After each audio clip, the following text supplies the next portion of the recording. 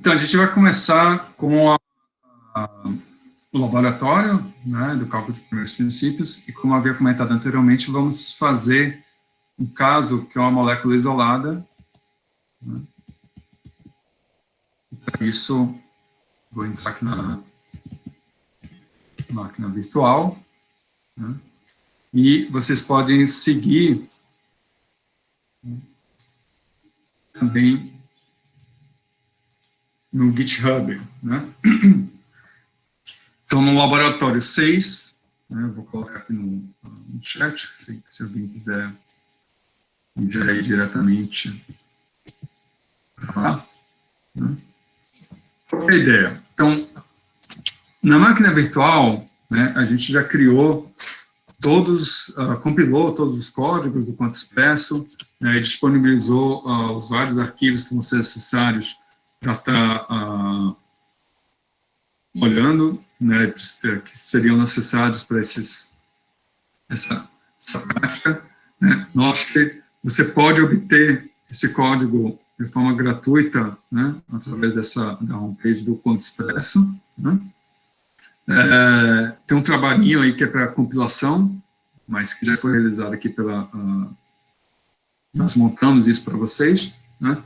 E, usualmente, a maneira da gente rodar, executar um código, né, seria o código executável, né, a entrada, o input, então esse input ele vai para o executável, e ele tem como saída um arquivo de output. Então, esses nomes aqui vocês podem escolher da maneira que você quiser, mas o executável tem que ser esse mesmo, com esse mesmo nome, que ele for compilado com esse nome. Né? A mesma coisa o arquivo bands.x, né, .x, onde a execução também ela vai dessa forma. Né? Você tem um arquivo de entrada, né, e o arquivo de saída. A gente usa, né, os sinais de menor que, maior que, para estar fazendo o direcionamento, né, dos arquivos. Bom, uma coisa que é importante chamar a atenção, que às vezes tem uma certa confusão nesses vários códigos de primeiros princípios sobre as unidades. Né? Você pode pensar, no caso do Expresso, por uma questão histórica, né, que das pessoas que acabou desenvolvendo inicialmente o Expresso, ele era muito purista e ele dizia que as unidades tinham que ser unidades atômicas, né? E, portanto, a energia é em Rydberg e o comprimento é em Bohr. Né? Isso pode gerar uma certa confusão, porque, por exemplo, o VASP ele dá energia em eletronvolts, né? O comprimento já é em angstrom, mas no Expresso você também pode estar mudando, convertendo de energia facilmente, ou de comprimento, né, facilmente de um lado para o outro. Né? Então, a gente vai estar olhando, né, para nossos arquivos de saída.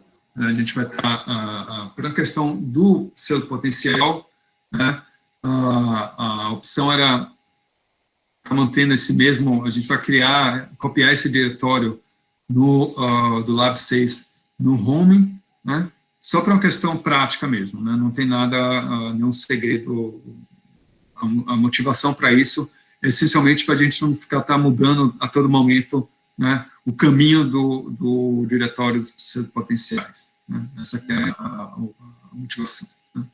Então, a gente vai começar hoje, né, e vamos dar continuidade amanhã, mas hoje espero finalizar a questão do testes em si com a molécula de metanol, né? E, como a prática, né, importante estar realizando, né, vamos atualizar primeiro os diretórios que vocês têm na máquina virtual. Né? Então, por que isso? Porque sempre que aparece um bug ou aparece alguém identifica algum erro, né, a gente consegue rapidamente, a vantagem da máquina virtual é essa, né, você consegue estar atualizando e, de alguma maneira, você já vai ter sempre a versão mais atualizada desses arquivos. Né? Então, eu vou entrar no diretório, né, e colocar, né, façam sempre isso, sempre que possível, porque se vocês usarem a máquina virtual, copiar esse comando, git pull, né? E, no meu caso, ele vai estar tudo atualizado, porque eu já havia feito anteriormente essa mudança, né? Aplicado esse comando. Então, para vocês, ele deve estar copiando aí alguns arquivos que a gente acabou mudando nos últimos dias, né? Mas que você tenha sempre a versão atualizada, né, que estaríamos naquele sistema, né?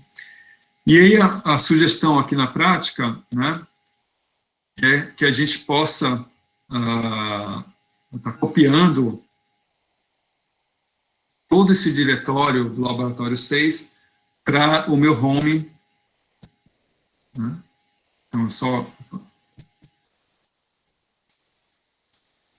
vou copiar esse comando. Então, o que ele está fazendo aqui? Ele vai estar copiando de uma forma recursiva, por isso esse "-r", todo o diretório e arquivos que estão nesse CMC, SCM 2020, né, 2020, /lab 6, para esse novo diretório, né?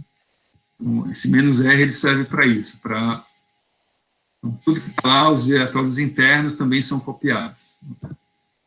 Então, ele fez tudo isso, agora eu vou para o meu home, né? Então, se você dá CD sem nada, ele entra no home, e aí você vê que eu tenho aqui o Lab 6, né? Então, se eu entrar no Lab 6, vai aparecer para vocês, deixa eu dar um clear aqui, LS. Então, eu vou ter o diretório do alumínio, o diretório para o metanol, que a gente vai estar olhando, o diretório dos pseudos, né, que nós copiamos, tem um informativo, né, e o diretório do silício. Então, hoje a gente vai fazer a prática do metanol, né, e aí, seguindo a sugestão aqui no nosso roteiro, né, eu vou primeiro entrar no metanol, mas a molécula isolada, né. Então, se eu dou um LS, entro no metanol, ali. Tem várias configurações que a gente vai usar depois em outro momento, na prática A3, né? E agora eu vou entrar no...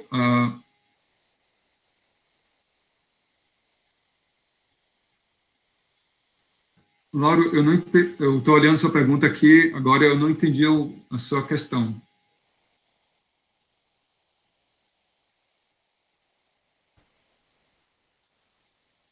Porque exatamente precisa disso...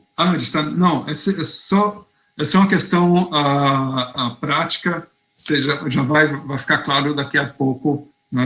Mas, em princípio, poderia ser em qualquer um, né? Já vou te responder quando a gente olhar o arquivo de entrada, né? E aí eu vou entrar no diretório de molécula isolada, né? E ele tem uma única informação aqui, que é o expresso.in, que é nosso arquivo de entrada do Expresso, né? Mas as informações dos pseudos estão nesse diretório pseudo, né? Então, vamos dar uma olhada no que seria esse arquivo de entrada, né? E uma forma de você poder estar olhando a gente pode abrir num certo editor, né? Como também a gente vai poder visualizar ele, né? Então, vou primeiro abrir. Eu sou da velha guarda, vou usar o VI, né? O que ele tem aqui nesse meu arquivo? Ele tem aquelas informações que eu havia comentado para vocês antes, né? Tem a parte de controle, cada uma dessas funcionalidades, ele vai ter esse e-comercial, né? O sistema, os elétrons, íons, né? Informação sobre os parâmetros da rede, os pontos K das espécies atômicas, as posições atômicas e assim por diante. A ordem tem alguma importância? Não. Então, você pode começar com cada um deles, desde que você consiga tem um começo e fim, né? Então, ele começa aqui e termina aqui. Né? Você pode estar mudando para controle de sistema, isso pode ser, é sempre legal, para ficar mais fácil visualizar, está vindo com as primeiras informações, mas as demais você pode estar permutando em termos das posições. Né? Então, o que ele vai fazer? Ele vai estar relaxando, eu vou pedir para escrever tudo que seja possível, por isso esse verbosity high, né? Essas informações todas sobre esses comandos, né? Você encontra na página do QuantExpress, né? Então, para cada tipo de, no manual deles, né? Talvez não seja comparado com o VASP, por exemplo, vai ficar um pouco a desejar, mas, de qualquer forma, né, você tem informação sobre o que é que o controle faz, né? E cada uma das opções que você teria para cada um daqueles comandos. Né? Então, você pode explorar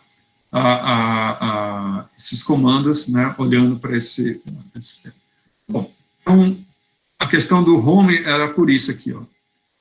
Essencialmente, como a gente estava criando vários diferentes diretórios e para várias práticas, né, para não haver problema das pessoas se perderem em termos de onde está o pseudo-potencial, a gente colocou esse caminho e manteve o mesmo caminho para todas as práticas. É só por isso. Se você já tem uma certa familiaridade aí com Linux, essencialmente você pode colocar em qualquer diretório, né, e só dizer o caminho para onde estão os arquivos de pseudos. Eu diria que, para quem está começando, 50% dos erros está aí, nessa linha. Bom, aí ele vai ter informação sobre onde está o meu sistema, né? O número de átomos, 6, a gente está tratando metanol, 3 tipos, o raio de corte, 45 readbags, né? O tipo de DFT, do funcional que eu vou estar usando, né? O PB, GGA-PB, né? O número de passos que eu vou estar realizando, né? Sobre os íons não vai mexer nada, o tamanho da caixa, a amostragem nos pontos K, né? Como uma molécula isolada, que poderia ser o ponto gama apenas, né? 111,000, e as espécies atômicas e as posições atômicas, né? De uma forma bem... então, acho que depois eu vou voltar amanhã, só para a gente finalizar a aula com a realização do cálculo em si, né? Eu posso visualizar...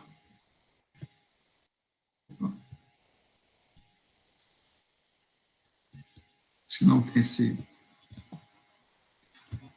Não tem o dólar. Eu posso visualizar minha estrutura, né? Aqui ele vai pedir se você quer com dimensão reduzida ou não. Eu vou colocar reduzida, porque aí você vai ver a molécula, né? Depois a gente pode olhar com calma. E você tem a molécula aqui. Uma coisa legal do XGrisden, né? Você tem várias formas de... Opa! Deixa eu botar lá. Você tem várias formas de estar visualizando essa molécula. E uma bem que eu gosto bastante é essa daqui, ó. Que aí você vai precisar desses óculos. E aí você vê a molécula em 3D. Né? Bem simples. Você tem uma coisa que é azul, outra vermelha, né? Com esse aqui ela sai da tela e aí você tem a visão 3D da nossa molécula. Depois eu mostro como vocês fazem essa brincadeirinha, né? Mas aí você consegue visualizar de várias formas, mas vamos fazer um cálculo, né, antes do final da aula, e a gente volta amanhã com a...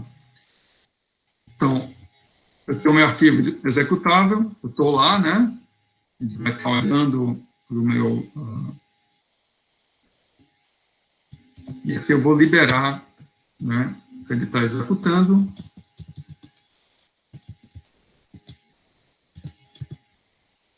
Ele ainda está fazendo os cálculos, a gente pode até olhar o que é que ele está fazendo. Então, ele entrou aqui no cálculo autoconsistente, Ele vai fazer a primeira iteração, e aí ele está me dando a energia total, né, o que seria a energia anterior, a diferença de energia, está na interação 3. Note que essa diferença está diminuindo a cada passo, né, está na 4. Vou abrir aqui ele de uma...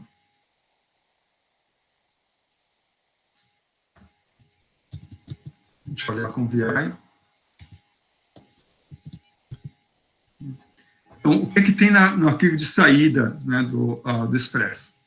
Ele fala, apresenta o programa, né, onde está o artigo, e se você está usando o Expresso, você, por favor, cite esse artigo. Vê informações do ponto de vista prático, computacional, né? Qual o tipo de termo de troca com relação, né? A gente está usando GGA. Temos os vetores da rede, né? Aí é uma questão mais numérica. O prefixo pode ser o que você quiser, né? Você pode escolher o nome que você quiser.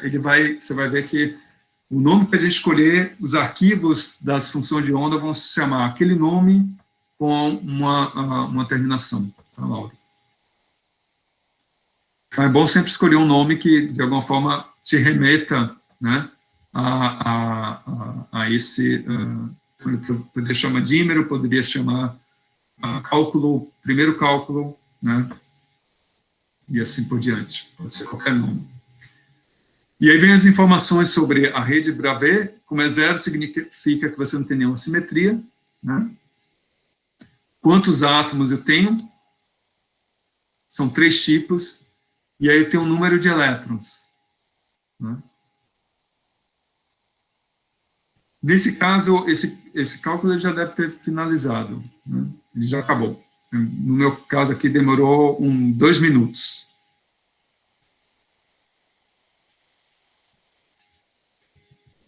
Vou até atualizar aqui vamos lá. Você tem informação sobre a célula, né? Ele vai ler os seus potenciais. Quais espécies, né, a valência de cada um dos átomos. Né? Não encontrou nenhuma simetria para a célula. Né? A informação sobre a célula computacional. Você tem 2 pontos K, né? E ele começa agora o cálculo autoconsistente. O que é isso? Aquele ciclo que eu havia comentado para vocês, né? Então, ele começou com colocou randomicamente, né, a minha função de onda, calculou a energia total, né, e é prevista pela densidade. E isso é feito de uma forma interativa. Você tem o primeiro ciclo, 1, 2, 3, 4, 5, 6, 7, 8, 9. Isso, eu vou depois de amanhã voltar nele, né, e no nono ele termina. Então, ele calcula as forças sobre cada um dos átomos, cada um dos termos das forças, e chega na otimização da geometria. Então, no único cálculo, né, ele encontra quem seria a energia final, né, então ele chegou no estado fundamental, as posições para esse estado, e ele escreveu num arquivo de saída, nesse dimer.save, né, que é aquele nome prefixo que o Laura havia perguntado, ele aparece para isso, né? Então, se eu chamar silício, ele vai ser silício.save, né? E assim por diante. E outras informações, né? Ele continua aqui o cálculo autoconsistente, né? Até chegar finalmente, né, em todas as informações do meu sistema, né?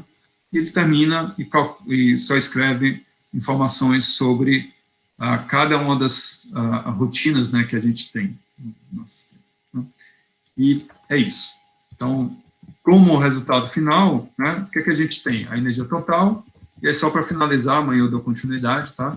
No diretório de saída, né, nesse diretório Daimler.safe, eu vou ter informação sobre as funções de ondas, né,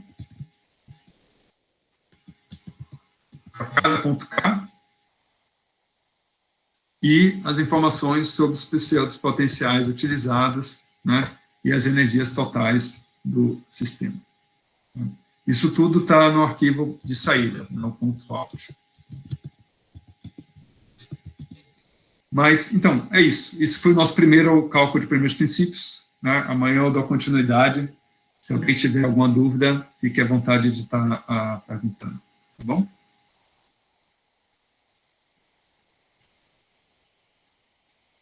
Tem vários arquivos bonitos. Eu deixo para amanhã, então. Vou parar aqui, tá? A gravação.